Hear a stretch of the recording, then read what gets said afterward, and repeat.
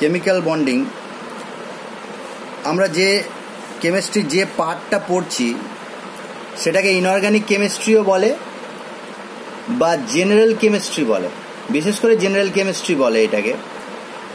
যে চ্যাপ্টার 3টে আমি পড়াচ্ছি, অর্থাৎ 2টো পড়িয়েছি, অ্যাটমিক স্ট্রাকচার পড়িয়েছি, পিরিয়ডিক টেবিল পড়িয়েছি আর কেমিক্যাল বন্ডিং পড়াবো।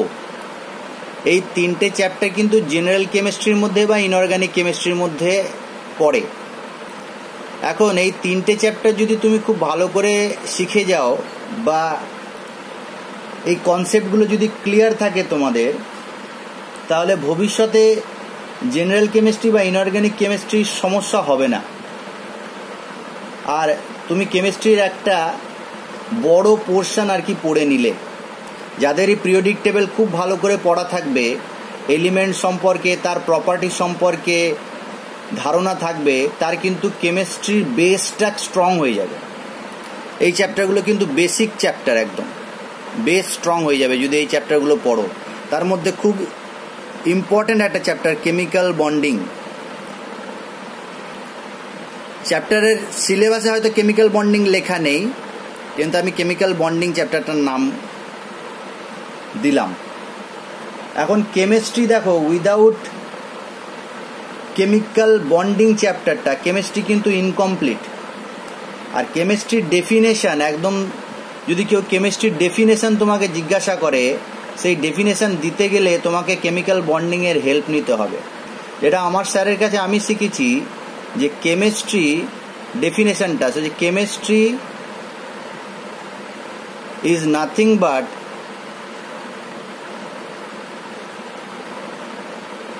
বন্ড ব্রেকিং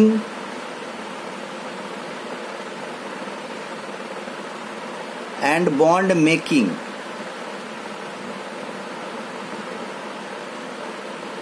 তাহলে কেমিস্ট্রির ডেফিনেশন কি জানলাম আমরা? Chemistry is nothing but A bond breaking or bond making. অর্থাৎ যেখানে কেমিস্ট্রির কথা হবে সেখানে হয় বন্ড তৈরি হচ্ছে, না হলে বন্ড ব্রেক করছে। অর্থাৎ কিছু শক্তিশালী বন্ধন তৈরি হবে, কিছু দুর্বল বন্ধন ভেঙে যাবে। তুমি যে কোনো জিনিসে কেমিস্ট্রি দেখলেই বন্ড ব্রেকিং আর বন্ড মেকিংটা অবশ্যই দেখতে পারবে। কোথাও না কোথাও কিছু বন্ধন ভেঙে যাচ্ছে বা কিছু বন্ধন তৈরি হচ্ছে। চ্যাপ্টারটা একদম স্টার্টে যে প্রশ্নটা আমাদের মনে জাগবে বা প্রশ্ন দিয়ে শুরু করছি, সেই প্রশ্নটা হচ্ছে যে কোনো পরমাণু বা আয়ন বা মলিকিউল বা অণু যাকে বলা হয়, পরমাণু, অণু বা আয়ন কেন বন্ধন করবে?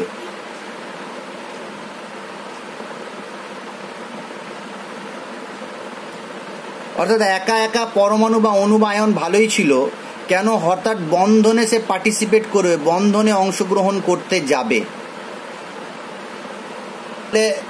প্রথমে হলো যে কেন বন্ধন করবে বা যৌগ গঠন করবে? সুস্থিতির জন্য, নিষ্ক্রিয় গ্যাসের ইলেকট্রন বিন্যাস লাভের জন্য। আর কেউ কিছু বলবে?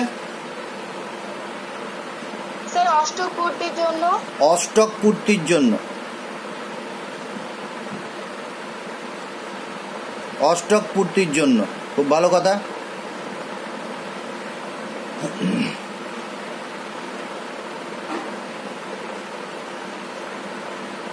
আর কেউ? তাহলে আমরা দেখতে পাচ্ছি কোনো মৌলের পরমাণু, অণু বা আয়ন বন্ধন গঠন করে বা যৌগ গঠন করে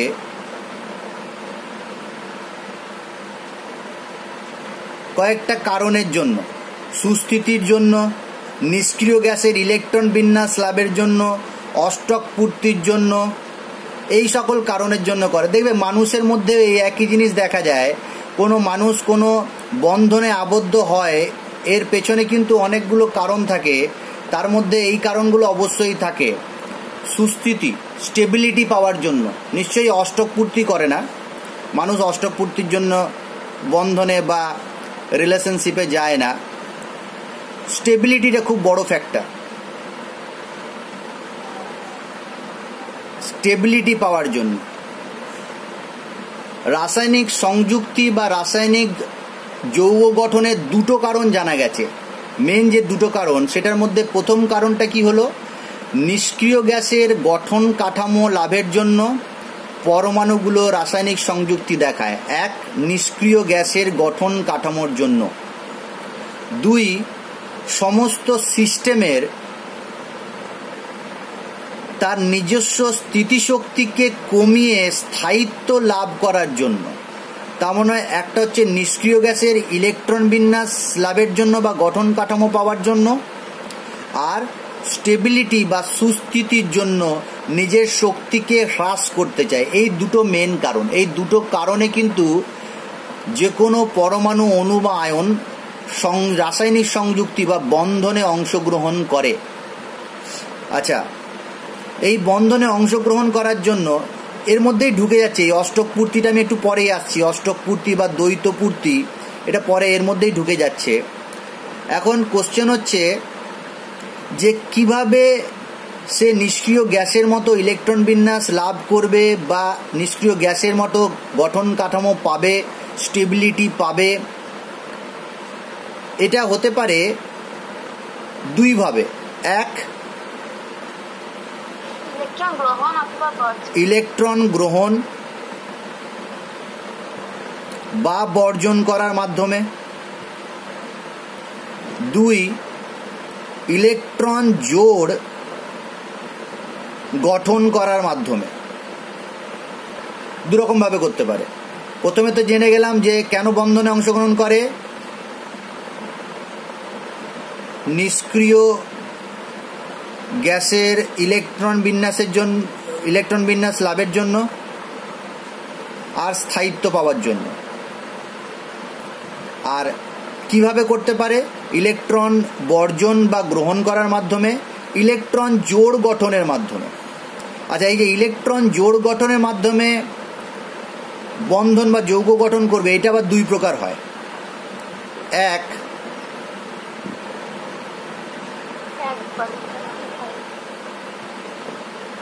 দুটো পরমাণু সমান সমান ইলেকট্রন দান করে বা সমান সমান ইলেকট্রন দিয়ে ইলেকট্রন জোড় গঠন করতে পারে।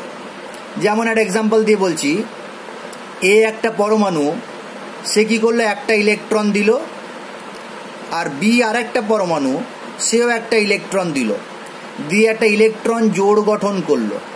আর সেই ইলেকট্রন জোড়টা এরা দুজনাই ব্যবহার করলো অষ্টক পূর্তির জন্য বা নিষ্ক্রিয় গ্যাসের ইলেকট্রন বিন্যাস কাঠামো পাওয়ার জন্য।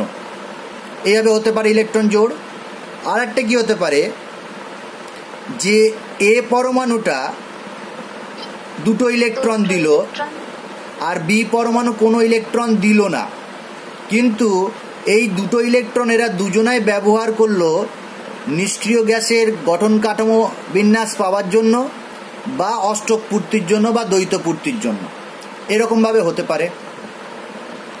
তাহলে এইখান থেকে আমরা একটা রাসায়নিক বন্ধনের সংজ্ঞা পাচ্ছি। রাসায়নিক বন্ধনের সংজ্ঞা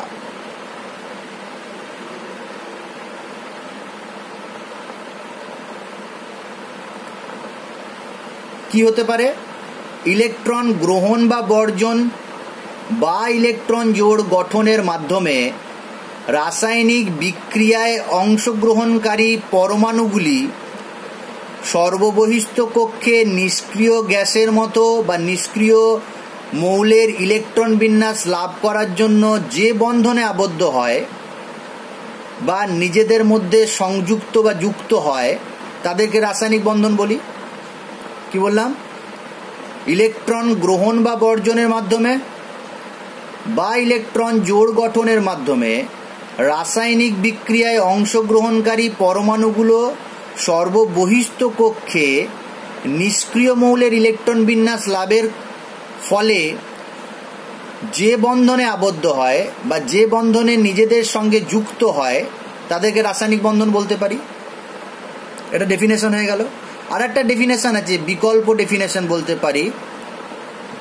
যেমন এই ক্ষেত্রে দেখো, ইলেকট্রন গ্রহণ আর বর্জনের মাধ্যমে, তোমরা মাধ্যমিক লেভেলেই পড়ে এসছো যখন ইলেকট্রন গ্রহণ বা বর্জন করে তাহলে ইলেকট্রন গ্রহণ বা বর্জন করে ক্যাটায়ন, ইলেকট্রন বর্জন করলে ক্যাটায়ন, আর ইলেকট্রন গ্রহণ করলে সে অ্যানায়নে পরিণত হয়। আসবো, এগুলো আমি সব বলবো। ইলেকট্রন বর্জন করলে ক্যাটায়নে পরিণত হয় পরমাণু, আর ইলেকট্রন গ্রহণ করলে অ্যানায়নে পরিণত হয় পরমাণুটা। এখন এই যে ক্যাটায়ন আর অ্যানায়ন তৈরি হয়েছে, তারা নিজেদের মধ্যে কোনো বন্ধন করে না, মানে এরকমভাবে একটা সিঙ্গেল বন্ড বা ডাবল বন্ড আমি কিছুই লিখবো না, ড্যাশ দেব না, এদেরকে পাশাপাশি লিখে দেবো। অর্থাৎ এইখানে একটা আকর্ষণ বল কাজ করে, ক্যাটায়ন আর অ্যানায়নের মধ্যে একটা আকর্ষণ বল কাজ করে। এই আকর্ষণ বলটাকে কি বলে আমরা জানি। এই আকর্ষণ বলকেও কিন্তু আমরা রাসায়নিক বন্ধন বলতে পারি। অর্থাৎ রাসায়নিক বন্ধন আকর্ষণ বল হতে পারে বা একটা বন্ধন হতে পারে। অর্থাৎ ইলেকট্রন গ্রহণ বর্জনের মাধ্যমে যখন রাসায়নিক বন্ধন হয়, সেটা কিন্তু ক্যাটায়ন আর অ্যানায়নের মধ্যে একটা আকর্ষণ বল, আর ইলেকট্রন জোড় গঠনের মাধ্যমে যখন রাসায়নিক বন্ধন হয়, সেটা কিন্তু একটা বন্ধন। ঠিক আছে, তাহলে আমার কোশ্চেনটা সবাই বুঝতে পারলাম যে কেন পরমাণু অণু বা আয়ন বন্ধনে অংশগ্রহণ করে বা যৌগ গঠন করে। সেটা দেখলাম সুস্থিতি লাভের জন্য বা নিষ্ক্রিয় গ্যাসের কাঠামো বিন্যাস পাওয়ার জন্য, ইলেকট্রন বিন্যাস পাওয়ার জন্য। এবার নিষ্ক্রিয় গ্যাসে ইলেকট্রন বিন্যাস পাওয়া মানে কি? নিষ্ক্রিয় গ্যাসের দেখবে শেষ কক্ষে 8টা ইলেকট্রন থাকে, ব্যতিক্রম আছে হিলিয়াম। বাকি সবারই দেখবে শেষ কক্ষে 8টা ইলেকট্রন থাকে, যেটাকে অষ্টক সূত্র বলি আমরা, একটু পরেই বলবো, অষ্টক সূত্র বলি। অর্থাৎ অষ্টক পূর্তির জন্য এরা রাসায়নিক বন্ধনে অংশগ্রহণ করে বা সুস্থিতি ইলেকট্রন বিন্যাস লাভের জন্য রাসায়নিক বন্ধনে অংশগ্রহণ করে। রাসায়নিক বন্ধন কিভাবে হতে পারে? ইলেকট্রন বর্জন বা গ্রহণের মাধ্যমে বা ইলেকট্রন জোড় গঠনের মাধ্যমে। এখন একটা থিওরি আছে, যোজ্যতা ইলেকট্রনীয় তত্ত্ব বলা হয় যাকে, যোজ্যতার ইলেকট্রনীয় মতবাদ বা ইলেকট্রনীয় তত্ত্ব।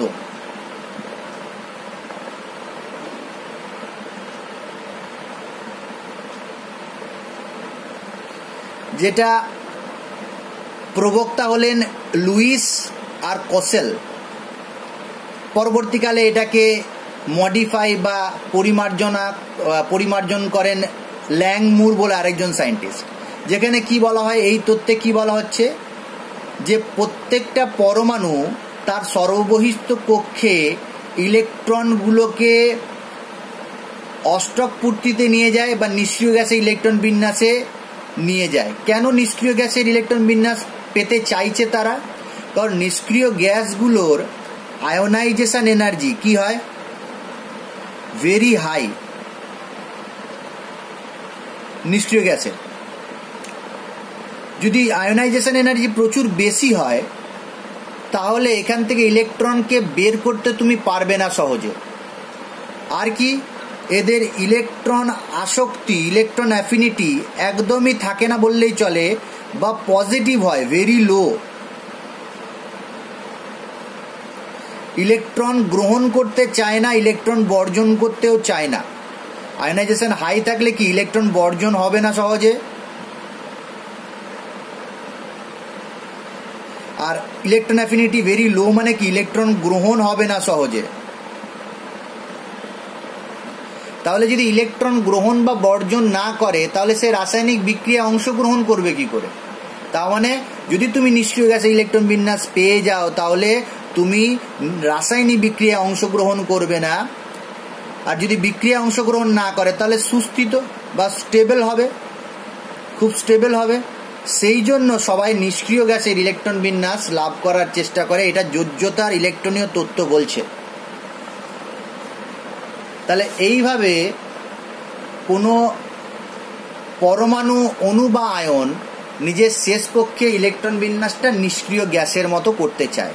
এখান থেকে দুটো সূত্র উঠে আসে, একটাকে বলা হয় অষ্টক সূত্র, আর একটাকে বলা হয় দ্বৈত সূত্র।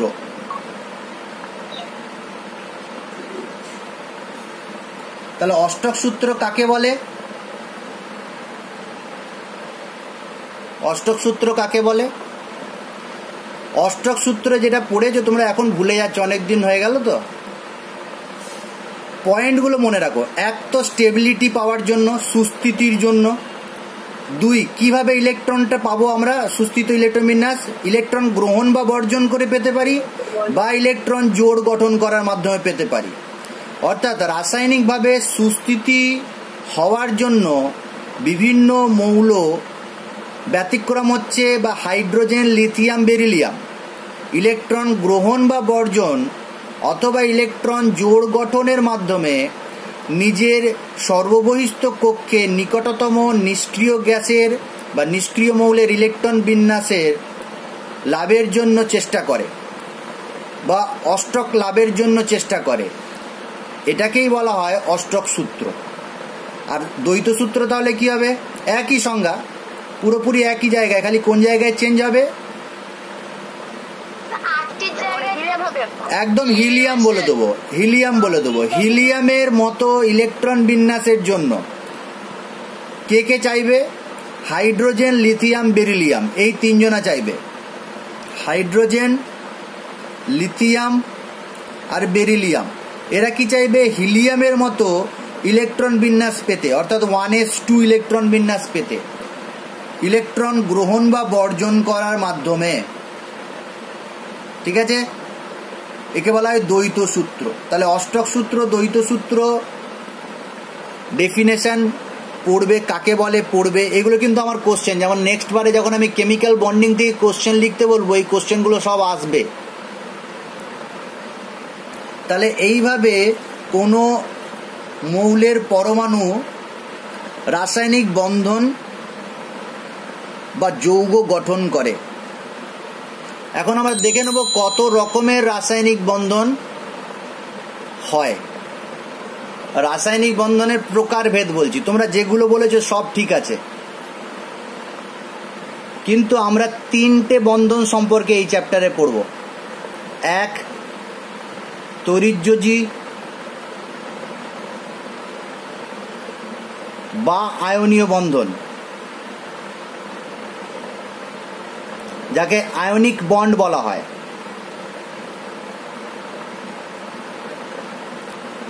দ্বিতীয়, সমযোজী বন্ধন, যাকে কোভ্যালেন্ট বন্ড বলা হয়। তৃতীয়, অসমযোজী বন্ধন, যাকে কোঅর্ডিনেট বন্ড বা ডেটিভ বন্ড বলা হয়। Dative bond. এছাড়া আরো যে বন্ধনগুলো তোমরা বললে, হাইড্রোজেন বন্ধন, ধাতব বন্ধন আছে এগুলো, কিন্তু মেন যে 3টে বন্ধন এই চ্যাপ্টারের অন্তর্গত বা এই চ্যাপ্টারে আমরা পড়বো, এই 3টে বন্ধন পড়ব। তড়িৎযোজী বন্ধন, সমযোজী বন্ধন, অসমযোজী বন্ধন। এই প্রত্যেকটা বন্ধন গঠনের পেছনে কিন্তু কারণ সেই একই, যেগুলো বলে দিলাম আমি। এক, সুস্থিতির জন্য, স্টেবিলিটি পাওয়ার জন্য। আর দুই, নিষ্ক্রিয় গ্যাসের গঠন কাঠামো পাওয়ার জন্য, মানে পরস্পরের সাথে যুক্ত ব্যাপারটা। এখন এই বন্ধনটা কীভাবে হতে পারে আমি বলে দিলাম, সেটাও ইলেকট্রন গ্রহণ বর্জন করার মাধ্যমে বা ইলেকট্রন জোড় গঠন করার মাধ্যমে। ইলেকট্রন গ্রহণ বর্জন করার মাধ্যমে যে বন্ধনটা তৈরি হয় সেই বন্ধনের নাম কি? তড়িৎযোজী বা আয়নীয় বন্ধন। আর ইলেকট্রন জোড় গঠন করার মাধ্যমে যে বন্ধনটা হয় সেটা কিন্তু এই দুটো, সমযোজী আর অসমযোজী বন্ধন, এটা ইলেকট্রন জোড় গঠন করার মাধ্যমে হয়। আমরা আজকে এইটা পড়ব, তড়িৎযোজী বন্ধনটা পড়ব। তাহলে তড়িৎযোজী বন্ধন কাকে বলে সংজ্ঞা তো পেয়েই গেলাম আমরা। ওই একই রাসায়নিক বন্ধনে শুধুমাত্র ইলেকট্রন জোড় গঠনটা বাদ দিয়ে যেটা হবে। তাহলে তড়িৎযোজী বন্ধন কাকে বলবো? নিকটতম নিষ্ক্রিয় মৌলের ইলেকট্রন বিন্যাসের জন্য বা ইলেকট্রন বিন্যাসের উদ্দেশ্যে কোনো তড়িৎ ধনাত্মক মৌল তার পরমাণু সর্ববহিস্থ কক্ষে এক বা একাধিক ইলেকট্রন বর্জন করবে। অর্থাৎ ধরে নাও একটা তড়িৎ ধনাত্মক মৌলের পরমাণু হচ্ছে এম, মেটাল, ধাতু। সে কি করছে, এক বা একাধিক ইলেকট্রন বর্জন করে ক্যাটায়নে পরিণত হচ্ছে। এই এক বা একাধিক ইলেকট্রন বর্জন করলে সে নিষ্ক্রিয় গ্যাসের মতো ইলেকট্রন বিন্যাস পাবে। যেমন সোডিয়ামের ক্ষেত্রে যদি আমি বলি, তাহলে সোডিয়াম ইলেকট্রন বিন্যাস হচ্ছে 1s2 2s2 2p6 3s1।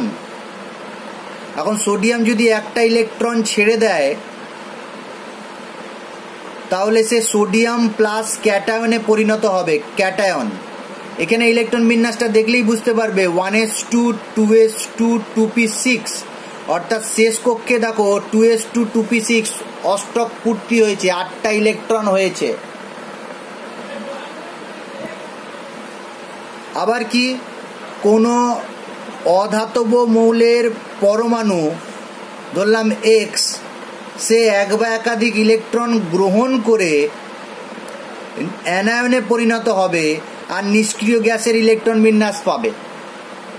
যেমন আমি যদি এখানে ক্লোরিনকে নিই, তাহলে ক্লোরিন গ্যাসীয় থাকলে নিয়ন 3s2 3p5 যদি একটা ইলেকট্রন গ্রহণ করে তাহলে Cl মাইনাস গ্যাসীয় পরমাণু হবে, ইলেকট্রন বিন্যাস হয়ে যাবে নিয়ন 3s2 3p6।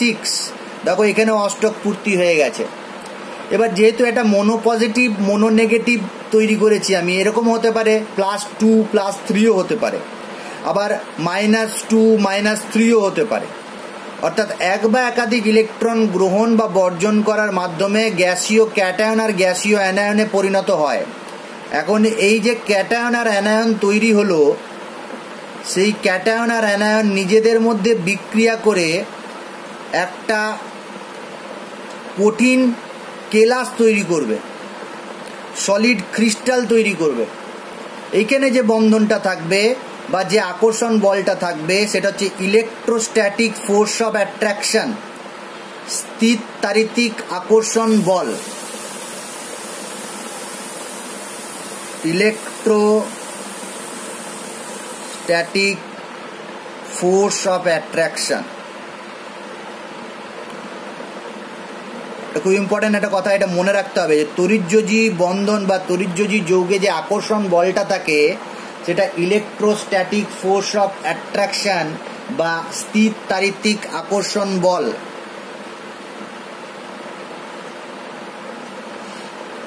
স্থির তাড়িতিক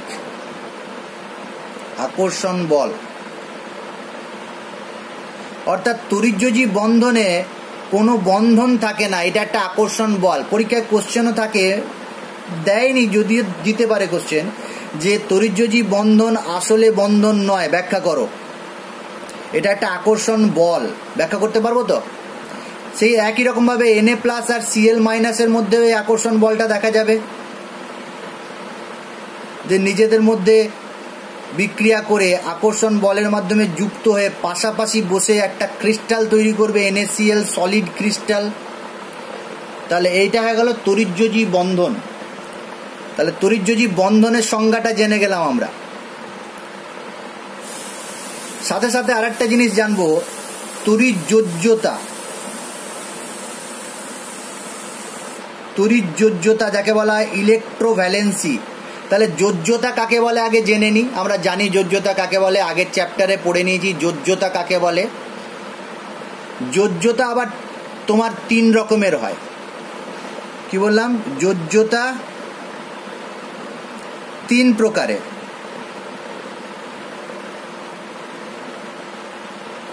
1 তড়িৎযোজ্যতা, 2 সমযোজ্যতা, 3 অসমযোজ্যতা। তাহলে যেমন বন্ধন হয় 3 প্রকারের, তেমন যোজ্যতাও হয় 3 প্রকারের। তড়িৎযোজ্যতা কাকে বলবো? এই যে তড়িৎযোজী বন্ধন গঠনের জন্য যতগুলো ইলেকট্রন বর্জন বা গ্রহণ হচ্ছে সেই সংখ্যাটাকে সেই মৌলের বা সেই মৌলের পরমাণুর তড়িৎযোজ্যতা বলে। যেমন যদি তোমাকে জিজ্ঞাসা করা হয় সোডিয়ামের তড়িৎযোজ্যতা কত, তাহলে তুমি কি বলবে?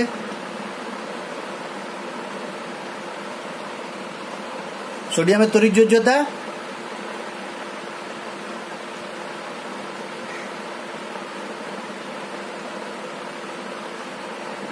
1। কেন তড়িৎযোজ্যতা সোডিয়ামের 1? কারণ সে একটা ইলেকট্রন বর্জন করে তড়িৎযোজী বন্ধন গঠন করছে। ক্লোরিনের তড়িৎযোজ্যতা কত হবে? 1 হবে। তাহলে তড়িৎযোজ্যতা কি সংজ্ঞা পেলাম আমরা? আয়নীয় কেলাসগুলিতে ক্যাটায়ন আর অ্যানায়ন গুলির মধ্যে যে স্থিরতারিতিক আকর্ষণ বল থাকে তাকে বলা হয় তড়িৎযোজী বন্ধন। আর এই তড়িৎযোজী বন্ধন গঠনের জন্য যতগুলো ইলেকট্রন গ্রহণ বা বর্জন হয় সেই সংখ্যাকে ওই মৌলের তড়িৎযোজ্যতা বলা হয়। যেমন তোমাকে যদি এখানে জিজ্ঞাসা করা হয় যে ম্যাগনেসিয়াম ক্লোরাইড, এই ম্যাগনেসিয়াম ক্লোরাইড যদি তড়িৎযোজী বন্ধন গঠন করে তাহলে ম্যাগনেসিয়ামের তড়িৎযোজ্যতা কত? 2 হবে। আর ক্লোরিনের 1 হবে। Very good. ক্লোরিন 1 আর ম্যাগনেসিয়ামের তড়িৎযোজ্যতা 2 হবে যদি এরা তড়িৎযোজী বন্ধন গঠন করে। এরপরের যে পয়েন্টটা আসছে তড়িৎযোজী যৌগ। তাহলে 3টে জিনিস জানলাম। তড়িৎযোজী যৌগ কাকে বলবো? তড়িৎযোজী যৌগ যে সকল যৌগে তড়িৎযোজী বন্ধন থাকে সেই সকল যৌগকে বলবো আমরা তড়িৎযোজী যৌগ। অর্থাৎ তড়িৎযোজী বন্ধন কাকে বলে জেনে গেলাম, তড়িৎযোজ্যতা কাকে বলে জেনে গেলাম, আর তড়িৎযোজী যৌগ কাদের বলা হবে?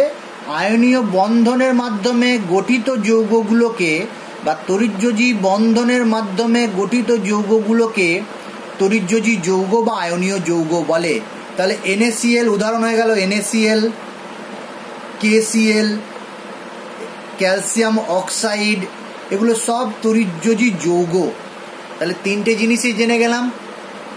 হেডিং কি দেবে এবার?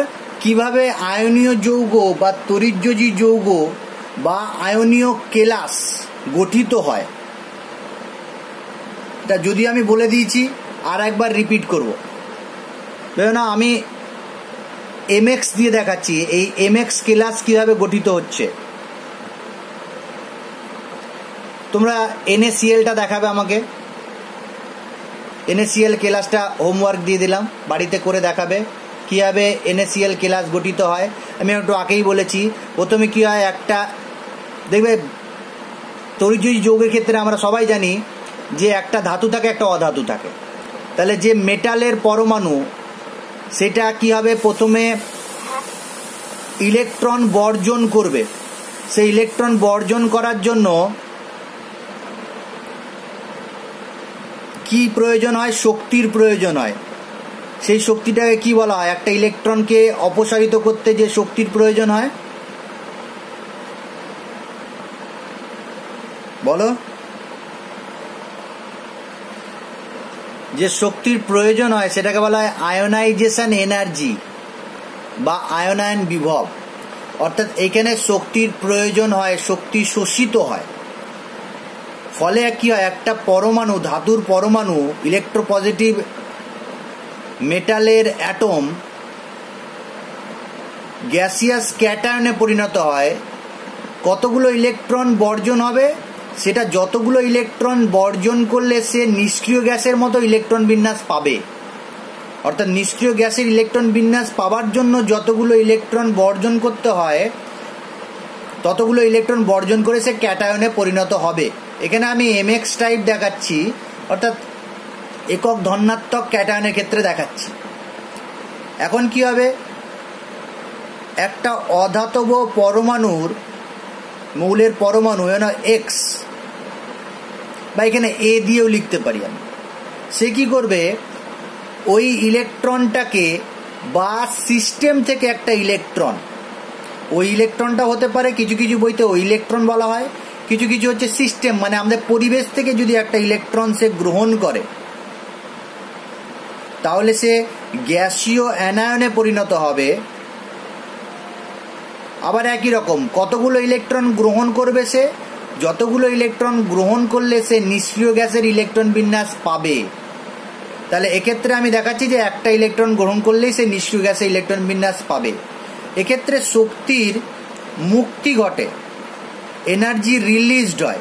এখানে শক্তির শোষণ হয়, পজিটিভ এনার্জি, আর এখানে শক্তির মুক্তি ঘটে নেগেটিভ এনার্জি, সেটাকে কি বলা হয়? ইলেকট্রন আসক্তি, ইলেকট্রন অ্যাফিনিটি বা ইলেকট্রন আসক্তি। এখানে শক্তি মুক্তি ঘটে, আমি লিখে দিচ্ছি শক্তি বর্জন হয়, শক্তির শোষণ হয়। এখন এই প্রথম ধাপ, দ্বিতীয় ধাপ। তৃতীয় ধাপে কি হয়? ওই গ্যাসীয় ক্যাটায়ন আর গ্যাসীয় অ্যানায়ন পাশাপাশি আসে বা কাছাকাছি আসে, আর একটা আকর্ষণ বল, সেই আকর্ষণ বলটাকে বলা হয় স্থিরতারিতিক আকর্ষণ বল। এই আকর্ষণ বলে নিজেদের মধ্যে যুক্ত হয়ে একটা সলিড ক্রিস্টাল তৈরি করে, কঠিন কেলাস, কঠিন কেলাস গঠন করে। এখানেও শক্তির মুক্তি ঘটে, এখানে কিছু পরিমাণ শক্তি নির্গত হয়।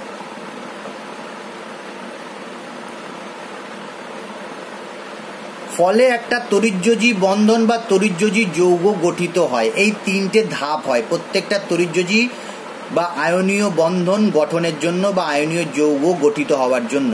এটা NaCl এর ক্ষেত্রে দেখাবে, তোমরা হোমওয়ার্ক দিলাম, ইলেকট্রন বিন্যাস লিখে লিখে দেখাবে, যেভাবে লেখা হয়েছে সেভাবে লিখবে।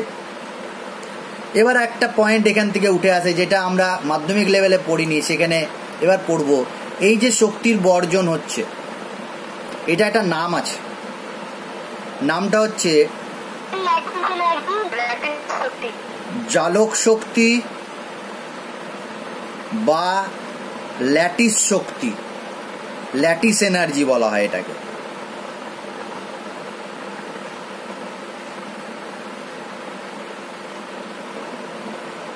ল্যাটিস এনার্জি, জালক শক্তি বা ল্যাটিস এনার্জির ডেফিনেশন পরীক্ষায় দেয়, স্টার দিয়ে দিলাম। জালক শক্তি, জালিকা শক্তি বা ল্যাটিস এনার্জি কাকে বলে? আমি সংজ্ঞাটা বলছি, শুনে নাও, বইতেও আছে। গ্যাসীয় ক্যাটায়ন এবং গ্যাসীয় অ্যানায়ন স্থিরতারিতিক আকর্ষণ বলের দ্বারা আবদ্ধ হয়ে 1 গ্রাম সংকেত, 1 গ্রাম সংকেত ভর, এটা নতুন টার্ম, 1 গ্রাম সংকেত ভর পরিমাণ কোনো আয়নীয় কেলাস গঠিত হলে যে পরিমাণ শক্তি নির্গত হয় সেই শক্তিটাকে বলা হয় ল্যাটিস এনার্জি, যাকে ইউ দিয়ে চিহ্নিত করা হয়। ল্যাটিস এনার্জিকে ইউ দিয়ে চিহ্নিত করা হয়, বা এখানে প্লাস দিয়ে L.E ও লিখতে পারি। ল্যাটিস এনার্জিকে L.E লিখবো, বা অনেক সময় আমি ইউ বলবো।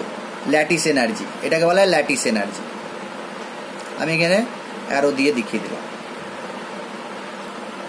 ল্যাটিস এনার্জি সংকেত জেনে গেলাম। এই যে 1 গ্রাম সংকেত ভর, এখানে ফার্স্ট চ্যাপ্টারে পড়বে 1 গ্রাম সংকেত ভর কাকে বলে। কোনো আয়নীয় যৌগ হলে তাদের যে ভর, যেমন কোনো মলিকিউল বা অণু হলে তার ভরকে আণবিক ভর বলে, মলিকুলার ওয়েট বলে। কোনো পরমাণু হলে তার ভরকে পারমাণবিক ভর বলে, অ্যাটমিক ওয়েট বলে বা পারমাণবিক গুরুত্ব বলে। ঠিক একই রকম যদি কোনো কেলাস থাকে, তড়িৎযোজী যৌগ বা তড়িৎযোজী কেলাস থাকে, তার ভরকে সংকেত ভর বলে, সংকেত ভর। এখানে বলছি 1 গ্রাম সংকেত ভর বা 1 মোল কেলাস গঠিত হলে বলতে পারো। তাহলে কোনো গ্যাসিয়াস ক্যাটায়ন এবং গ্যাসিয়াস অ্যানায়ন নিজেদের মধ্যে স্থিরতারিতিক আকর্ষণ বলে আবদ্ধ হয়ে 1 গ্রাম সংকেত ভর বা 1 মোল আয়নীয় কেলাস গঠিত করলে কঠিন যে পরিমাণ শক্তি বর্জিত হয় বা নির্গত হয় তাকে বলা হয় ল্যাটিস শক্তি। তাহলে ল্যাটিস শক্তি অ্যাকচুয়ালি কি, নেগেটিভ না পজিটিভ সাইন হবে এর? দুটোই হতে পারে তো স্যার, বর্জন গ্রহণ দুটোই মনে হচ্ছে। বর্জন আর গ্রহণ আমি দুটোই লিখেছি। বর্জন যদি হয় তাহলে সবসময় সেই এনার্জিটা নেগেটিভ এনার্জি। ওই আগের দিন বুঝিয়ে দিলাম না, এখানে প্লাস দিয়ে লিখেছি কেন? এটা যেটা লিখেছি সেটা ওল্ড কনসেপ্ট অনুযায়ী লিখেছি। আমি যদি এরকমভাবে লিখতাম কমা দিয়ে, তাহলে এখানে যে এনার্জিটা হতো সেটা নেগেটিভ এনার্জি হতো। মনে রাখবে একটা কথা, খাতায় কোথাও লিখে রাখো বড় বড় করে, কেমিস্ট্রি পড়লে ওই খাতাটা দেখবে, দিয়ে পড়তে আসবে আগে। শক্তি শোষণ অর্থাৎ পজিটিভ এনার্জি বা সাইনটা হবে পজিটিভ। শক্তি বর্জন বা নির্গত হলে কি হবে, অর্থাৎ নেগেটিভ সাইন হবে। নেগেটিভ সাইন, পজিটিভ সাইন, এটা লিখে রাখো খাতায় একদম। কোনো সিস্টেম থেকে যদি শক্তির মুক্তি ঘটে, শক্তি বর্জিত হয়, তাহলে সিস্টেম স্টেবল হয়। সিস্টেম স্টেবিলিটি পায়। ঠিক আছে? তুমি ভাবে না একটা সিস্টেম, তোমাকে আমি যদি এখন শক্তি সাপ্লাই করি, তোমাকে যদি শক্তি এনার্জি দিই, তাহলে কিন্তু তুমি স্টেবল হবে না, তুমি ছুটে বেড়াবে। তোমাকে আমি একটা ইঞ্জেকশনে করে স্টেরয়েডের ইঞ্জেকশন দিলাম, তোমাকে স্টেরয়েড দিয়ে দিলাম তোমার বডিতে, তাহলে তুমি কিন্তু এনার্জি পেলে। আর যখনই এনার্জি পাবে তুমি আর বসে থাকতে পারবে না, ছুটে বেড়াবে। তার মানে কি স্টেবিলিটি কমে গেল, রিঅ্যাক্টিভিটি বা অ্যাক্টিভিটি বেড়ে গেল। এখন তোমার কাছ থেকে যদি এনার্জি টেনে নেওয়া হয় বা তুমি যদি এনার্জি রিলিজ করো, তাহলে তুমি স্টেবল হবে, শান্ত হবে, এক জায়গায় বসে থাকবে বা শুয়ে থাকবে। এটা বোঝাবার জন্য বললাম। তাহলে ল্যাটিস শক্তি কাকে বলে সংজ্ঞাটা জেনে গেলাম। আর একটা পয়েন্ট, খুব ইম্পর্টেন্ট পয়েন্টটা লিখে রাখো। এই যে ক্রিস্টালটা তৈরি হচ্ছে, এই ক্রিস্টালটা তৈরি হওয়ার সময় যত বেশি পরিমাণে শক্তি নির্গত হবে, তত বেশি ক্রিস্টালটা স্টেবল হবে। অর্থাৎ ল্যাটিস এনার্জি যত বেশি হবে,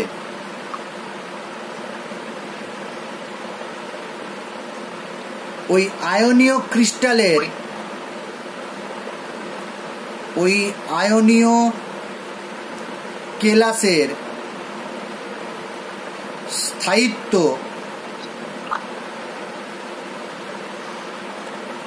তত বেশি হবে। খুব ইম্পর্টেন্ট পয়েন্ট।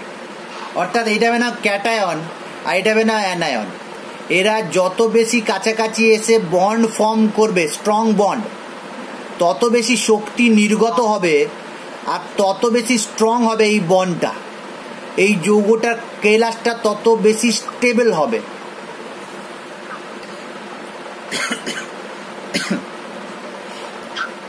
ল্যাটিস এনার্জি কি কি বিষয়ের উপর নির্ভর করে?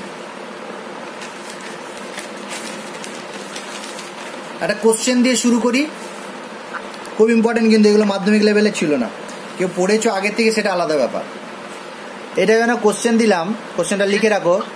NaCl এবং KCl কার ল্যাটিস এনার্জি বেশি এবং কেন? এই কোশ্চেনটা তোমাদের কি মনে হচ্ছে, NaCl এবং KCl এর মধ্যে কার ল্যাটিস এনার্জি বেশি হবে এবং কেন? অ্যান্সার দিতে গেলে আমাকে জানতে হবে যে ল্যাটিস এনার্জি কি কি বিষয়ের উপর নির্ভর করে। তাহলে হেডিং কি বলেছি, ল্যাটিস শক্তি যে সকল বিষয়ের উপর নির্ভর করে বা ল্যাটিস শক্তি কি কি বিষয়ের উপর নির্ভর করে। ওই ক্যাটায়ন আর অ্যানায়ন, অর্থাৎ গ্যাসিয়াস ক্যাটায়ন আর অ্যানায়নের মধ্যে যে আকর্ষণ বলটা কাজ করে, তাকে যদি আমি F বলি, কি বললাম, যে স্থির তাড়িতিক আকর্ষণ বল, সেই আকর্ষণ বলটাকে যদি F বলি, তাহলে সেই Fটা কার সাথে সমানুপাতিক হবে, Z plus into Z minus divided by R square. বা এটাকে আমি এইভাবে বলতে পারি, lattice energy Z plus Z minus divided by R স্কোয়ারের ওপর নির্ভর করে।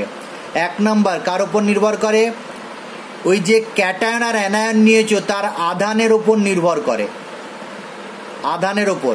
এক নাম্বার পয়েন্ট, নোটে আমার ভালো করে লেখা আছে, আধানের ওপর। অর্থাৎ আধান যত বেশি হবে তত গ্যাসীয় ক্যাটায়ন আর অ্যানায়নের মধ্যে আকর্ষণ বল তত বেশি হবে বা ল্যাটিস এনার্জি তত বেশি হবে।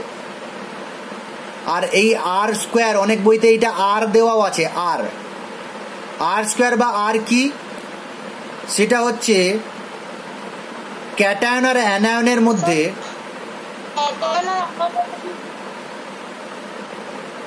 ও অ্যানায়নের মধ্যে মধ্যবর্তী দূরত্ব।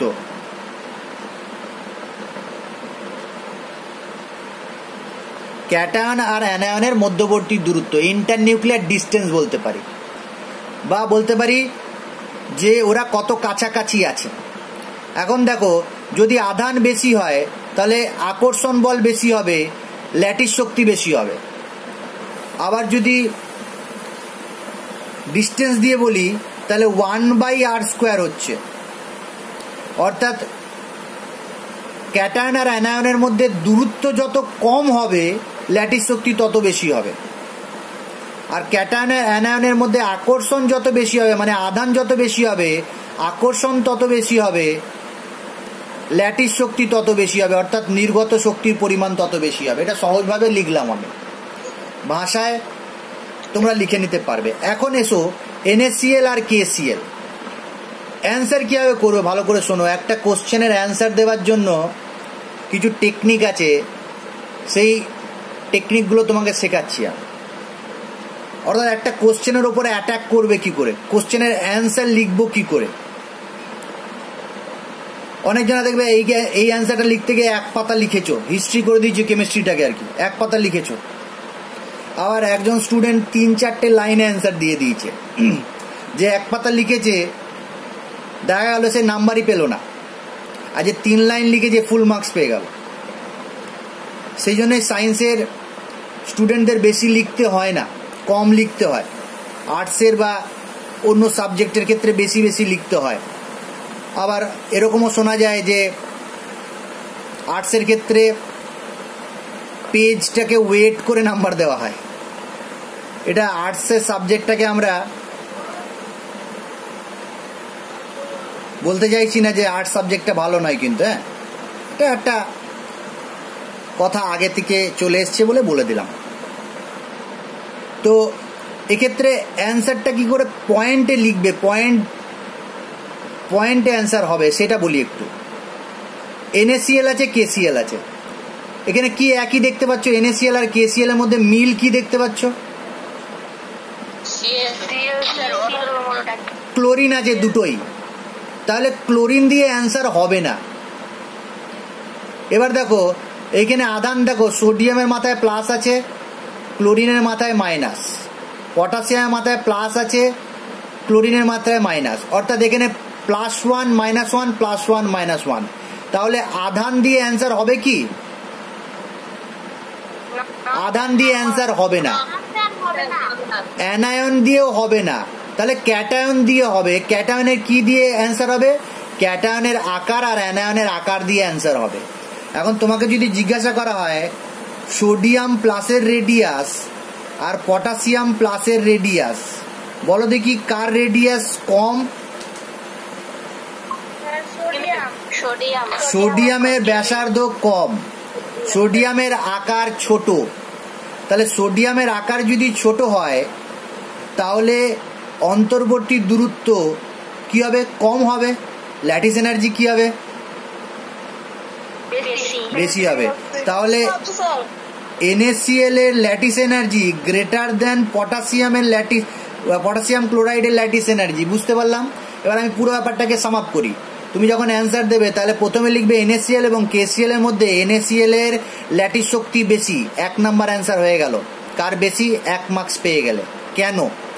এবার লিখবে আমরা জানি ল্যাটিস এনার্জি সমান U সমানুপাতিক Z + Z - divided by r²। কোনটা কি বলে দিলে।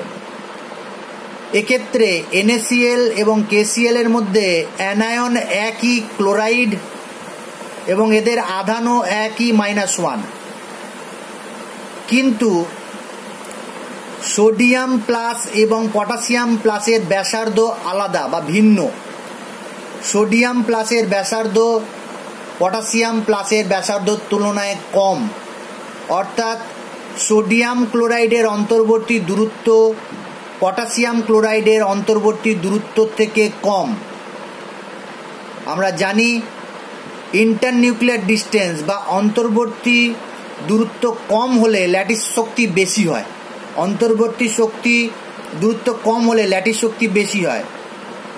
তাই NaCl এর ল্যাটিস শক্তি KCl তুলনায় বেশি হবে। 1 নম্বরের 2 নম্বরের কোশ্চেন হলে 3টে লাইন লিখবে, অ্যান্সার হয়ে যাবে।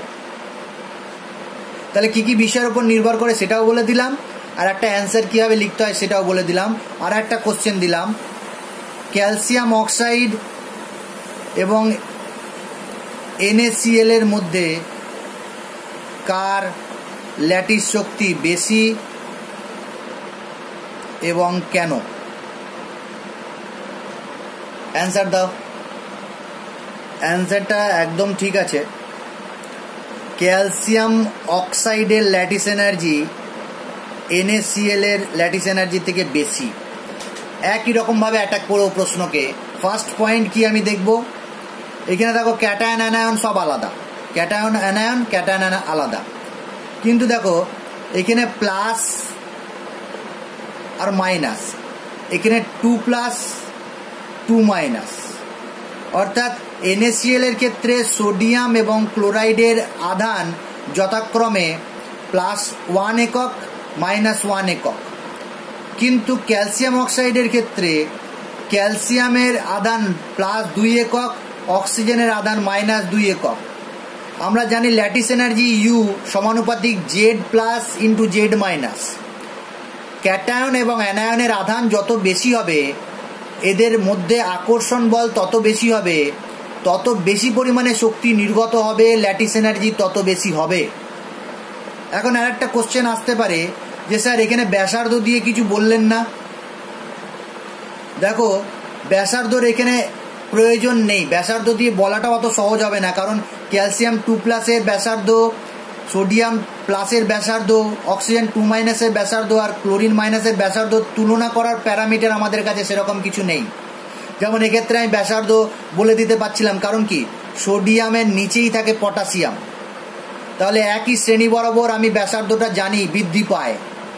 এখানে কিন্তু ক্যালসিয়াম আর সোডিয়ামের ব্যাসার্ধটা অত সহজে বলা যাবে না। তাছাড়াও মনে রাখবে আধানটা বেশি প্রিডোমিনেন্ট ফ্যাক্টর, বেশি প্রাধান্যযুক্ত একটা ফ্যাক্টর, কারণ আধান যদি বেশি হয় তখন আকর্ষণ অনেক বেশি হয়ে যায়, তখন ব্যাসার্ধটা বা দূরত্বটাকে অত গুরুত্ব দেওয়া হয় না। মনে রাখবে যে ল্যাটিস এনার্জির ক্ষেত্রে আধানের গুরুত্বটা অনেক বেশি দূরত্ব থেকেও। যদি আকর্ষণ বল, আধান যদি বেশি হয় আকর্ষণ বল অটোমেটিক বেশি হয়ে যাবে। তাই এখানে শুধুমাত্র আধান দিয়ে অ্যান্সার হবে।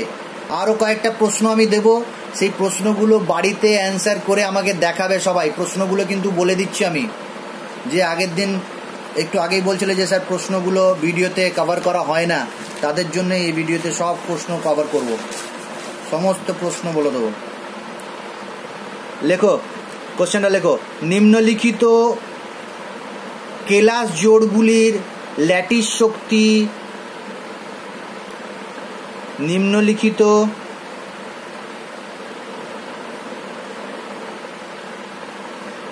কেলাস জোড়গুলির মধ্যে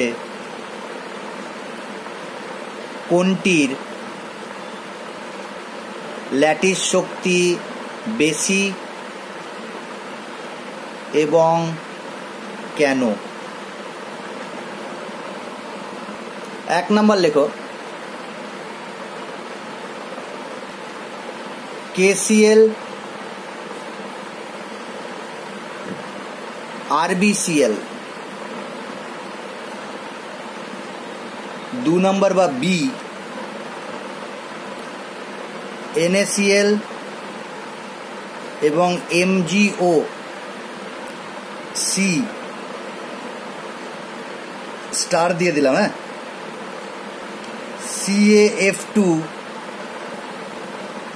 এবং CaI2, বা এই কোশ্চেনটা দিতে পারে CaF2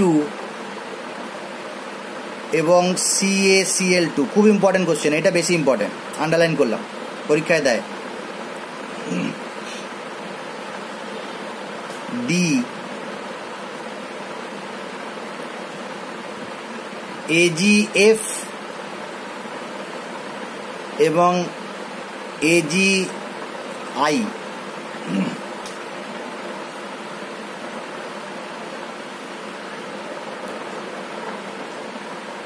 আর একটা কোশ্চেন, নিম্নলিখিত কেলাসগুলিকে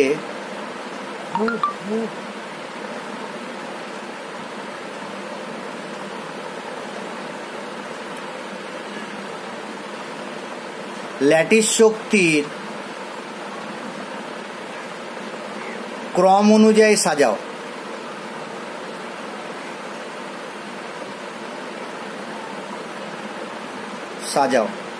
ওই ঊর্ধ্বক্রম বা অধক্রম তোমার ইচ্ছে অনুযায়ী। এখন যদি বলে দিই ঊর্ধ্বক্রম অধক্রম, তাহলে ভুল করে বসে থাকবে আর কি, বেশিরভাগ স্টুডেন্টকেই দেখেছি। তাই নিজের অনুযায়ী সাজাবে, ঊর্ধ্বক্রম বা অধক্রম। 1 নম্বর লেখো AgCl, AgBr, AgF, AgI। B 2 নম্বর LiCl, KCl, CSCl, NaCl।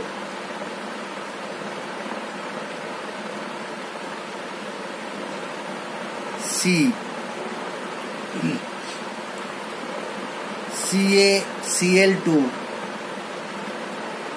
CaBr2, CaF2, CaI2।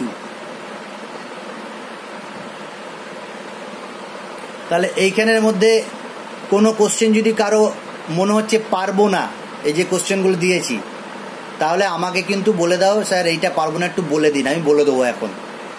আর এই পয়েন্টটাকে অবশ্যই মাথায় রাখবে, lattice energy Z plus Z minus divided by R²। এই পয়েন্টটা মাথায় অবশ্যই রাখবে, দিয়ে অ্যান্সারগুলো করার চেষ্টা করবে। এই পয়েন্ট যেন থাকে তোমার অ্যান্সারে, এটা না লিখলে কিন্তু অ্যান্সারটা ইনকমপ্লিট হবে। আচ্ছা, ক্যালসিয়াম ফ্লুরাইড আর ক্যালসিয়াম ক্লোরাইডটা বলে দিই, তোমাদের মধ্যে অনেকে অ্যান্সার পারবে এটা। আর যে শুনতে চাইছো না সে কান বন্ধ করে নাও। ক্যালসিয়াম ফ্লুরাইড আর ক্যালসিয়াম ক্লোরাইডের মধ্যে ল্যাটিস এনার্জি ক্যালসিয়াম ফ্লুরাইডের বেশি। এখানে অ্যান্সারটা আবার যেভাবে শিখেছি সেভাবে দেখো, ক্যালসিয়াম ক্যালসিয়াম, তাহলে ক্যালসিয়াম দিয়ে অ্যান্সার হবে না। আবার ক্যালসিয়াম 2+ আছে, এখানেও ক্যালসিয়াম 2+, F মাইনাস আছে, এখানেও Cl মাইনাস আছে। তাহলে ক্যালসিয়াম এর আধান দিয়ে হবে না, ক্যালসিয়াম দিয়ে হবে না, ফ্লুরাইডের আধান দিয়ে হবে না, তাহলে আকার দিয়ে হবে। তাহলে বলো দেখি কার আকার বড়? ক্লোরাইডের আকার বড় ফ্লুরাইডের থেকে। যদি ক্লোরাইডের আকার বড় হয় তাহলে ল্যাটিস শক্তি কি হবে? কম হবে। দেখো ক্যালসিয়াম ক্লোরাইডের ল্যাটিস শক্তি কম, এটা আমি বোঝাবার জন্য বললাম, লেখা যেন পরিষ্কার থাকে একদম। তাহলে কেন বেশি হবে বুঝে নিয়েছে, যে কোশ্চেনটা করলে এরকম ভাবে কোশ্চেন কিন্তু দেয়। এই যে আমরা অ্যান্সারগুলো করলাম, কার ল্যাটিস শক্তি বেশি কার ল্যাটিস শক্তি কম, সেটা কিন্তু একটা কোয়ালিটেটিভ এক্সপ্লানেশন দিয়েছি। কথাটি কি? কোয়ালিটেটিভ।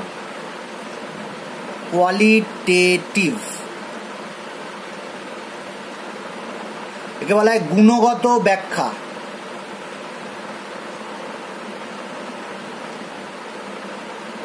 ব্যাখ্যা যদি বলি তাহলে কোয়ালিটেটিভ এক্সপ্লানেশন কথাটা হবে। আর একটা ব্যাখ্যা আছে যেটাকে বলা হয় কোয়ান্টিটেটিভ এক্সপ্লানেশন।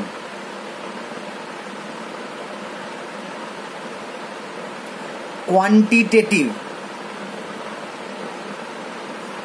এক্সপ্লানেশন যাকে বলা হয় পরিমাণগত ব্যাখ্যা।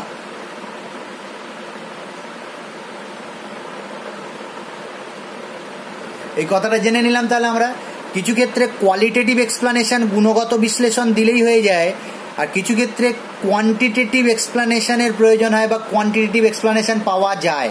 যেমন আমি কেসিএল আর আরবিসিএল বা CaF2 আর CaCl2 বললাম, এক্ষেত্রে কিন্তু দেখো আমি ব্যাসার্ধটা কতটা পরিমাণ সেটা বলিনি, শুধু বললাম ব্যাসার্ধটা বড়, ব্যাসার্ধটা ছোট।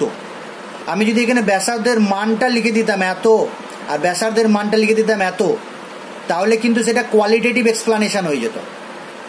যদি আমি কোয়ান্টিটি বলে দিই, ডেটা বলে দিই, তাহলে সেটা হয়ে যাবে কোয়ান্টিটেটিভ এক্সপ্লানেশন।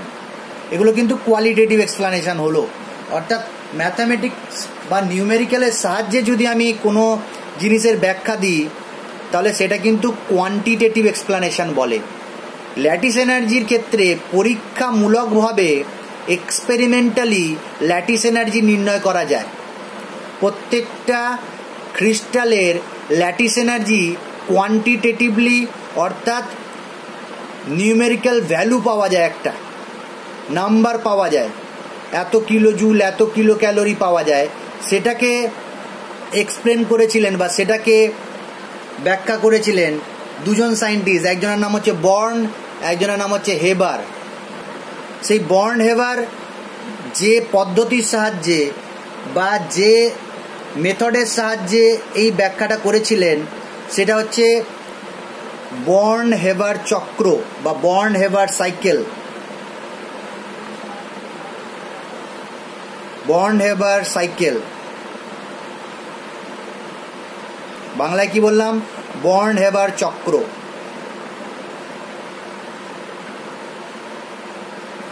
বর্ন হেবার চক্র কি সংজ্ঞা দিতে পারে? বর্ন হেবার চক্র কি বা বর্ন হেবার সাইকেল কাকে বলে? বর্ন হেবার চক্র হলো এমন একটি চক্র যার সাহায্যে পরীক্ষালব্ধভাবে বা পরীক্ষামূলকভাবে কোনো আয়নীয় যৌগের ল্যাটিস শক্তি নির্ণয় করা যায়। তাকে বলা হয় বর্ন হেবার চক্র বা বর্ন হেবার সাইকেল। কি বললাম? যে চক্রের সাহায্যে পরীক্ষামূলকভাবে কোনো আয়নীয় যৌগের ল্যাটিস শক্তি নির্ণয় করা যায় তাকে বলা হয় বর্ন হেবার চক্র। আর এই চক্রটা আমি তোমাকে দেখিয়ে দিচ্ছি কীভাবে বর্ন হেবার চক্র তৈরি হয়েছে আর কেন এটার নাম হয়েছে বর্ন হেবার চক্র। তাহলে বেনা বর্ন হেবার চক্রের সাহায্যে আমি একটা ক্লাস MX এর ল্যাটিস এনার্জি ক্যালকুলেশন করব বা NaCl এর ল্যাটিস এনার্জি ক্যালকুলেশন করব। বইতে NaClটা দেওয়া আছে, আমি MX আকারে লিখছি, NaCl আকারে তুমি নিজে থেকে লিখে নিতে পারবে।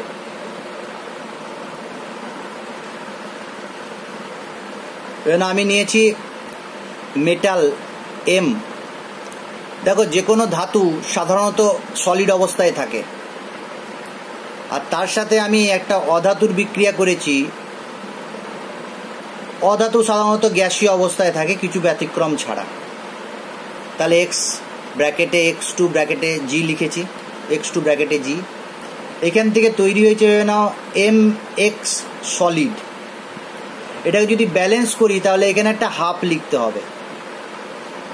এই যে মেটাল আর নন মেটালের মধ্যে বিক্রিয়া হয়ে এই ক্রিস্টালটা তৈরি হয়েছে, এখানে একটা শক্তি নির্গত হয়, এখানে একটা শক্তি নির্গত হয়। সেই শক্তির নামটা কেউ বলতে পারবে?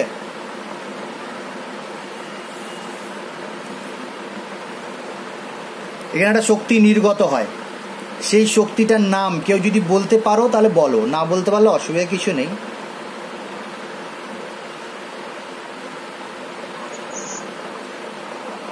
তাপ তো নির্গত হয়, সেটাকে বলা হয় ফরমেশন এনার্জি বা গঠন তাপ বলা হয়। Delta H সাফিক্সে F। তাহলে এই ডেল্টা HF পাশে লিখে রাখবে জায়গা করে একটু, তোমাদের পেজটা বড় আছে নিশ্চয়ই। ডেল্টা HF হচ্ছে গঠন তাপ, ফরমেশন এনার্জি। এবার দেখো আমি কি করলাম, এই মেটালটাকে আমি গ্যাসীয় অবস্থায় নিয়ে যাব। তোমাদের মধ্যেই জানতে চাইবো যে এক্ষেত্রে মেটাল সলিড থেকে মেটাল গ্যাসে নিয়ে যেতে গেলে একটা এনার্জি প্রয়োজন হয়, সেই এনার্জিটার নাম বলবে।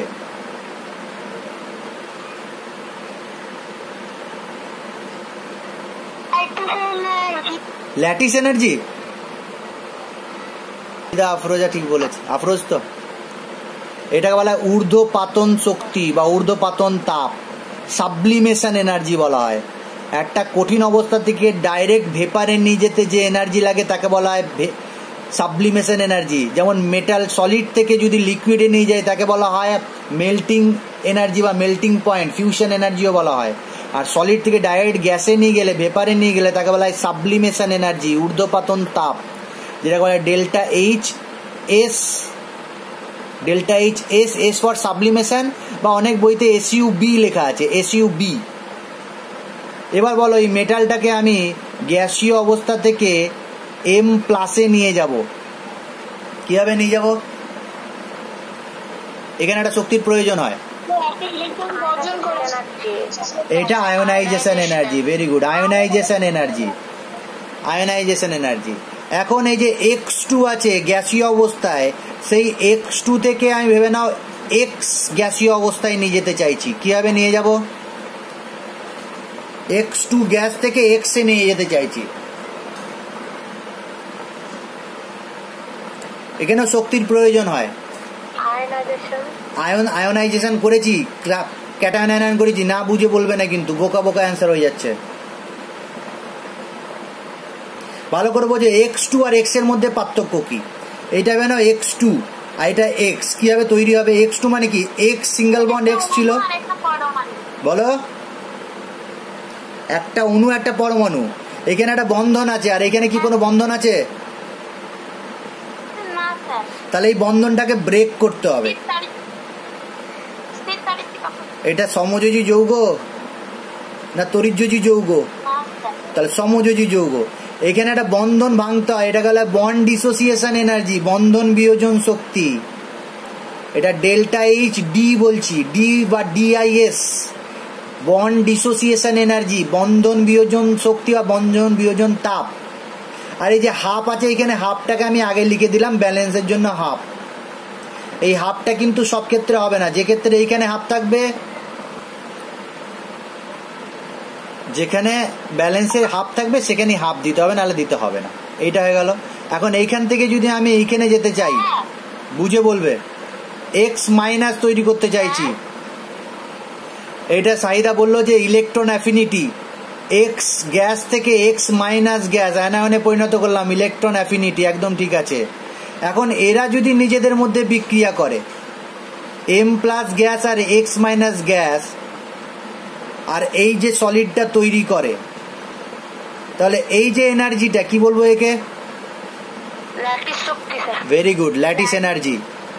এটাকে বলা হয় ইউ বা এমএক্স, ইউএমএক্স, ল্যাটিস এনার্জি। তাহলে এটা দেখো একটা চক্র পেলাম বা সাইকেল পেলাম, এইভাবে তৈরি হতে পারে বা এইভাবে অন্তর্বর্তী ধাপের মাধ্যমে তৈরি হতে পারে। এইটা হচ্ছে একটা সাইকেল, বইতে ওই সাইকেলটা দেওয়া আছে, তবে একটু জটিল করে দেওয়া আছে, সহজ করে করে দিলাম। তাহলে এই যে চক্রটা পেলাম, এইটা এমএক্স কেলাসের বন্ড হেভার সাইকেল, B.B-H সাইকেল। NaCl এর ক্ষেত্রে তৈরি করতে পারবো সবাই, NaCl এর ক্ষেত্রে তৈরি করতে পারবো। তাহলে হোমওয়ার্ক দিলাম, NaCl এর ক্ষেত্রে বন্ড হেভার সাইকেল তৈরি করে দেখাবে।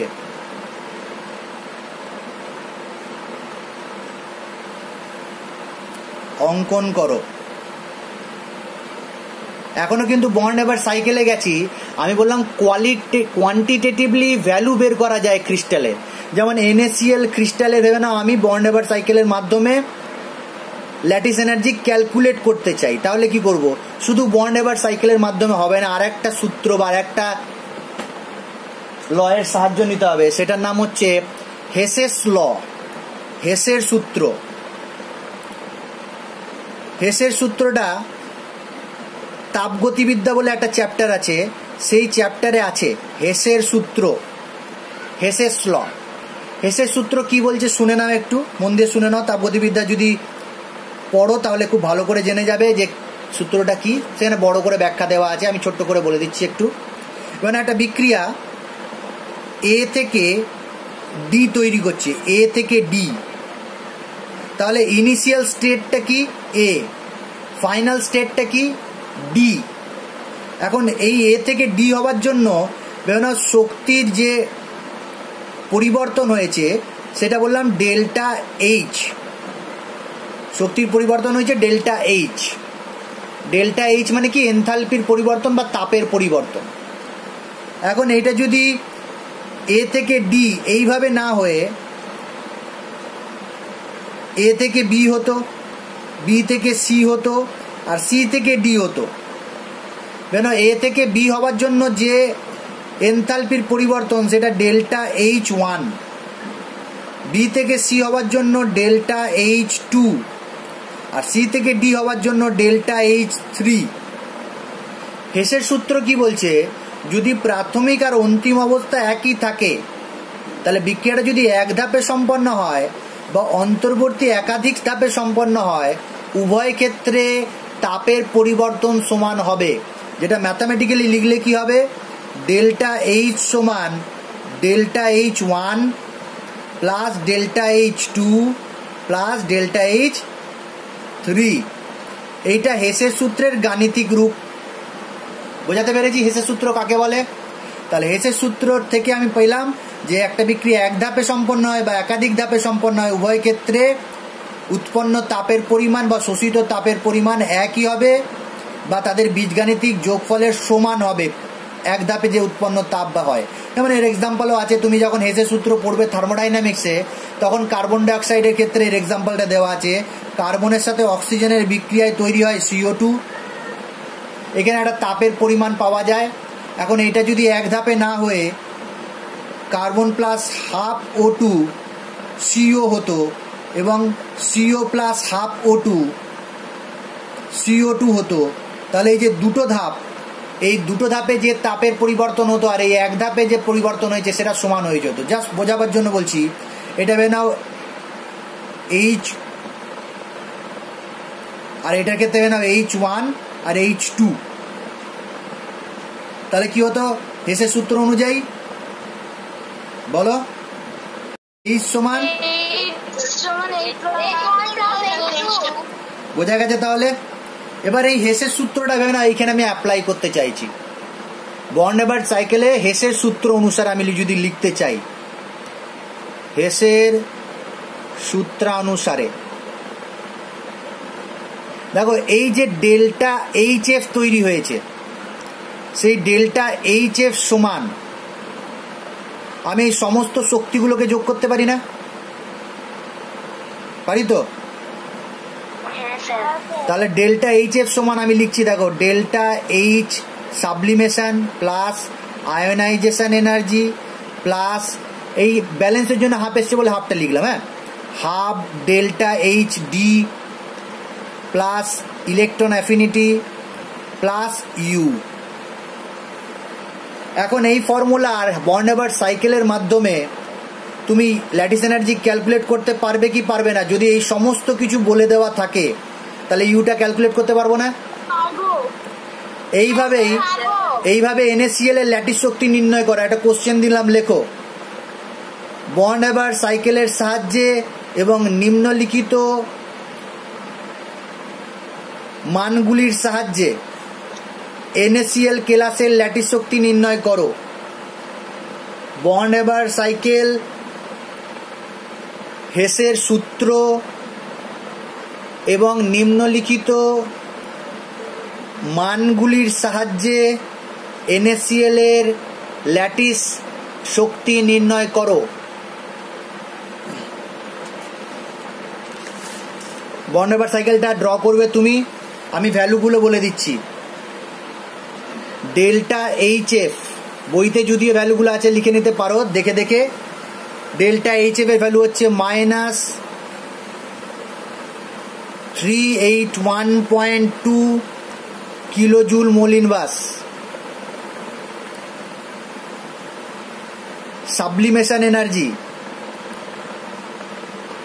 108.4 kilojoule mole inverse. Ionisation energy 495.4 kilojoule mole inverse. Half delta H D. আচ্ছা, অনেক সময় যদি ডেল্টা এইচ ডি দেয় তাহলে হাফটা তোমাকে নিজে থেকে লিখতে হবে, আর যদি হাফ ডেল্টা এইচ ডি দিয়ে দেয় তাহলে যেটা দিয়েছে সেটাই বসিয়ে দেবে। হাফ ডেল্টা এইচ ডি এর ভ্যালু দিয়ে দিয়েছে এখানে 120.9 কিলোজুল মোল ইনভার্স। ইলেকট্রন অ্যাফিনিটির ভ্যালু দিয়েছে, ক্লোরিনের ইলেকট্রন অ্যাফিনিটি কারো মুখস্থ আছে? -348.6 কিলোজুল মোল ইনভার্স।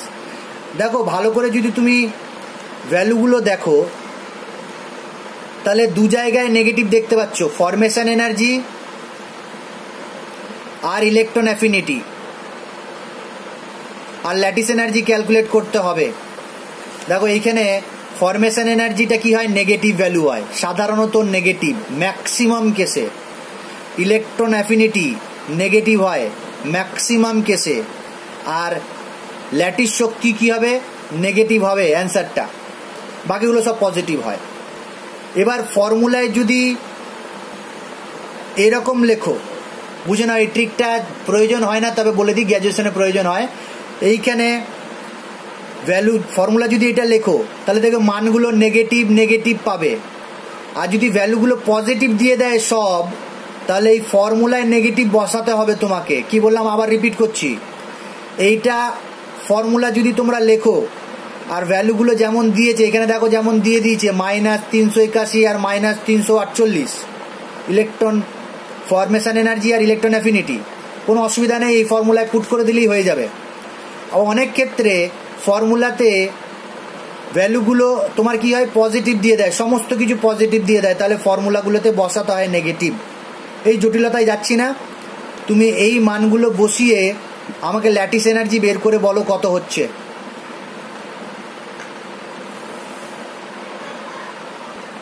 বলো মাইনাস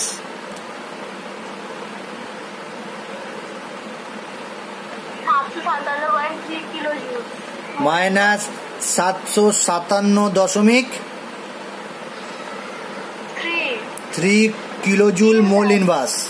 ভেরি গুড। কে বললে অ্যান্সারটা?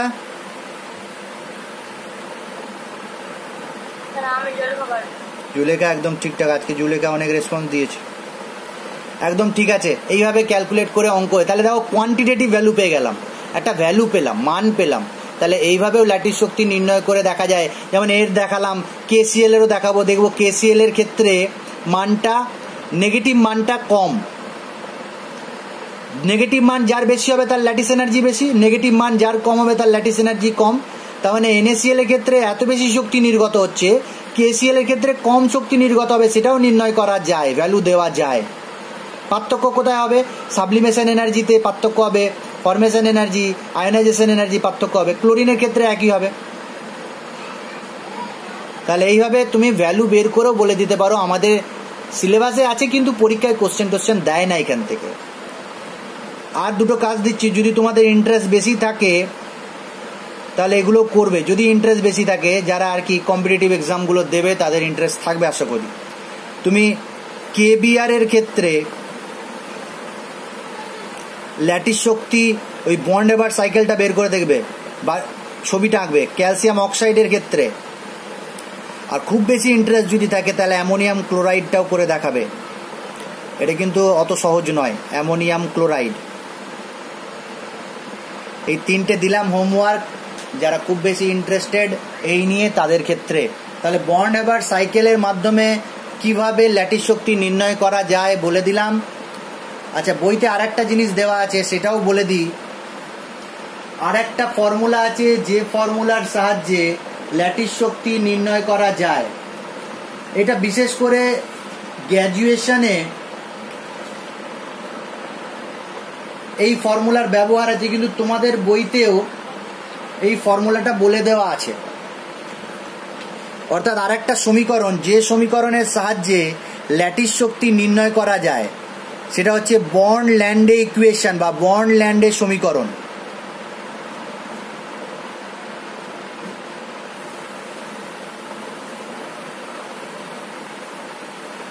বন্ড ল্যান্ডে ইকুয়েশন। ওই একজন ঠিকই আছে, আর একজন চেঞ্জ হয়ে গেল, এবার নেই এখানে। তুমি কি করবে, শুধু এই বন্ডল্যান্ড ইকুয়েশনটা মুখস্থ করবে।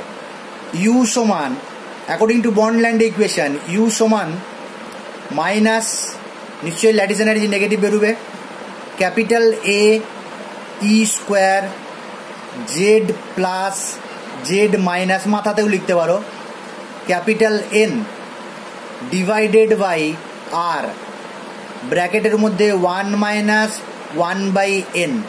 এটা হচ্ছে বন্ডল্যান্ড ইকুয়েশন। পরীক্ষায় যদি কোশ্চেন দেয় এখান থেকে বা মিশনের যদি কোশ্চেন থাকে, তোমাকে ডান দিকের সমস্ত ভ্যালুগুলো বলে দেবে আর ল্যাটিস এনার্জি ক্যালকুলেট করতে বলবে, ক্যালকুলেটারে ক্যালকুলেশন করলেই হয়ে যাবে। কোনটা কি বলে দিই, এখানে অনেক কিছু তুমি জানো, কোনটা কি দু একটা আমি বলে দিই। যেমন ই সমান কি আমরা জানি, ইলেকট্রনের আধান, ইলেকট্রন এর চার্জ বা আধান, জেড প্লাস ক্যাটায়নের আধান, জেড মাইনাস অ্যানায়নের আধান, ক্যাপিটাল এন অ্যাভোগাড্রো সংখ্যা, আর ইন্টারনিউক্লিয়ার ডিস্টেন্স, ক্যাটায়ন আর অ্যানায়নের মধ্যবর্তী দূরত্ব বা কেলাস জালকে অবস্থিত ক্যাটায়ন ও অ্যানায়নের কেন্দ্রের মধ্যে সাম্য দূরত্ব। শর্টকাটে লিখে দিলাম ক্যাট ও অ্যান এর মধ্যে দূরত্ব। আচ্ছা, ক্যাপিটাল এটা কি, এটা একটা ধ্রুবক, এই ধ্রুবকটার নাম হচ্ছে বন্ড এক্সপোনেন্ট। ইংলিশে লিখলাম বানানটা BORN, বাংলায় বইতে পেয়ে যাবে বন্ড এক্সপোনেন্ট, NENT। এটার ভ্যালু দিয়ে দেওয়া থাকবে, আর একটা স্মল এন পড়ে থাকলো, সেটাও কিন্তু একটা ধ্রুবক, হ্যাঁ ভুল করে লিখে দিলাম বুঝলে, এটা মেডেলান কনস্ট্যান্ট হবে। হ্যাঁ, এনটা হচ্ছে বর্ন এক্সপোনেন্ট, ক্যাপিটাল এটাও একটা কনস্ট্যান্ট, এটা মেডেলান কনস্ট্যান্ট।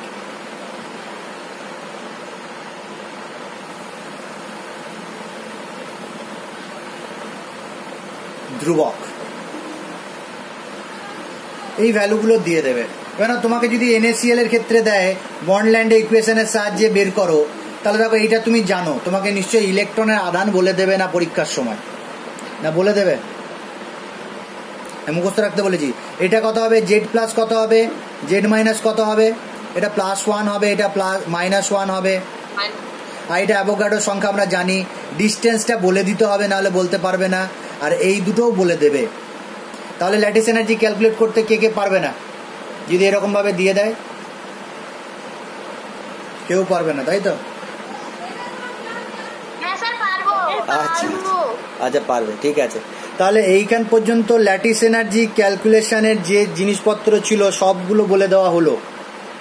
সব কোশ্চেনগুলো যেন বাড়িতে করো, কাজ করবে যে কাজগুলো দিলাম। যদি ইন্টারেস্টেড থাকো তাহলে এগুলোও করে দেখাবে আমাকে।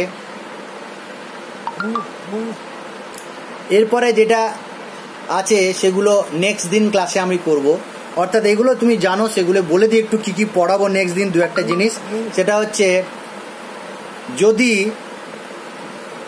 তোমার তড়িৎযোজী যৌগ হয় তাহলে সেই তড়িৎযোজী যৌগ গঠন হবার শর্ত আছে।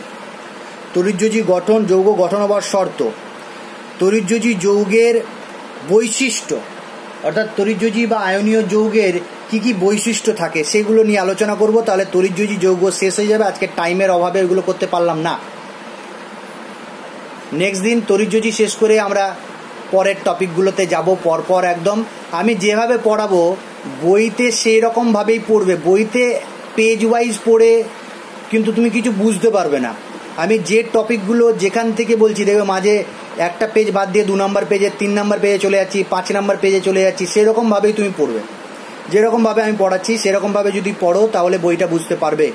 পরপর পড়ার দরকার নেই, যে টপিকগুলো আজকে আলোচনা করেছি বই থেকে পড়ে নেবে। যদি কোনো রকম কোশ্চেন থাকে যতটা পড়ালাম আমাকে জিজ্ঞাসা করতে পারো।